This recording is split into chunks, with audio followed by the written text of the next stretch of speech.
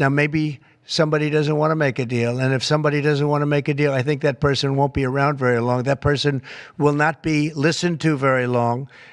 Because I believe that Russia wants to make a deal. I believe certainly the people of Ukraine want to make a deal. They've suffered more than anybody else. We talk about suffering. They've suffered. But if you think about it. Der eben gezeigte Ausschnitt sorgte kurz für Irritationen bei der Präsentation des Investmentvorhabens von TSMC, dem taiwanesischen Chiphersteller, der in den USA eine größere Investition im Milliardenbereich tätigt. Zur Einordnung, ich persönlich glaube nicht, dass Trump ihn hier wirklich bedroht hat. Generell kann man Trump durchaus als Großmaul bezeichnen. Er sagt viel, wenn der Tag lang ist. Man muss aber dennoch festhalten, Trump agiert in der letzten Zeit verdächtig stark im Interesse Russlands. Wie auch Experten festhalten, sind einzelne Entscheidungen, vor allem auch außenpolitisch, nicht mehr durchweg im Interesse der USA. Er verschafft sich teilweise strategische Nachteile für sich und seine Partner. Ob er sich dessen bewusst ist, das ist die große Frage.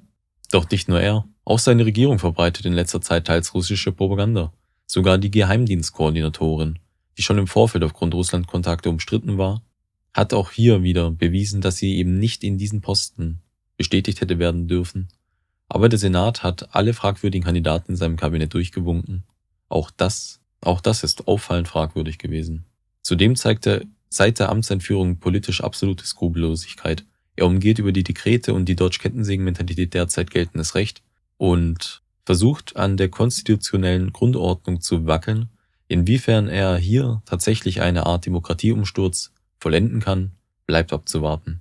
Er versucht es zumindest in Ansätzen. Und zudem, mit Blick auf seine Vergangenheit, dies muss man bei solchen Aussagen immer mit berücksichtigen, man sagt ihm zumindest gerüchteweise nach, dass er aus einem mafiösen Umfeld entstammte. Die New Yorker Immobilienbranche war mit einigen Persönlichkeiten in seinem geschäftlichen Umfeld wohl auch etwas dubios. Von daher, eventuell ist auch das durchaus in die Gesamtbetrachtung mit einzubeziehen. Wir müssen aber abwarten. Ich gehe jetzt mal nicht davon aus, dass in absehbarer Zeit etwas mit Zelenskyj passiert. Sein persönlicher Schutz ist schon seit Kriegsbeginn auf maximalem Niveau. Der Russe hat nicht nur einen Attentat versucht, er steht bis heute, so gesehen. Ich denke mal, der Amerikaner wird daran auch erstmal nichts ändern. Zudem wurde in der Nacht, wie schon vermutet, angekündigt, dass nun offiziell alle Hilfslieferungen auf Stopp gesetzt sind. Darunter auch Militärhilfen, die sich bereits auf dem Weg befanden. Deren Auslieferung wurde nun gestoppt. Das Gesamtvolumen hinter diesen Lieferungen befasst derzeit wohl circa 1 Milliarde, zumindest bei den Sofortlieferungen. Eine Versorgungsproblematik, die nicht durch die EU kurzfristig gänzlich ausgeglichen werden könnte. Von daher muss man abwarten, ob der Amerikaner ernst macht, hier auch wirklich durchzieht und wie lange er diese Position aufrechterhält. Schauen wir uns hier noch die relevanten Ausschnitte der gestrigen Pressekonferenz zum Thema des Ukraine-Krieges eben an und dazu noch der Hinweis, achtet auf die Formulierungen. Hier wieder, meiner Meinung nach, auffallend pro-russisch. I want to see it end fast. I don't want to see this go on for years and years. Now, President Zelenskyj supposedly made a statement today in AP. I'm not a big fan of AP, so maybe it was an incorrect statement, but he said he thinks the war's going to go on for a long time. And he better not be right about that. That's all I'm saying. Said what? Should that be concerning to Americans? Read the statement. That Russia says that your administration's foreign policy is, quote, largely in line with their vision.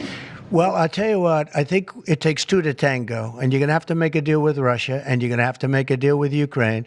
You're going to have the assent, and you're going to have the consent from the European nations, because I think that's important, and from us. I think everybody has to get into a room, so to speak, and we have to make a deal. And the deal can be made very fast. It should not be that hard a deal to make. It can be made very fast. Now, maybe somebody doesn't want to make a deal. And if somebody doesn't want to make a deal, I think that person won't be around very long. That person will not be listened to very long because I believe that Russia wants to make a deal. I believe certainly the people of Ukraine want to make a deal. They've suffered more than anybody else. We talk about suffering. They've suffered. But if you think about it, under President Bush, they got Georgia, right? Russia got Georgia.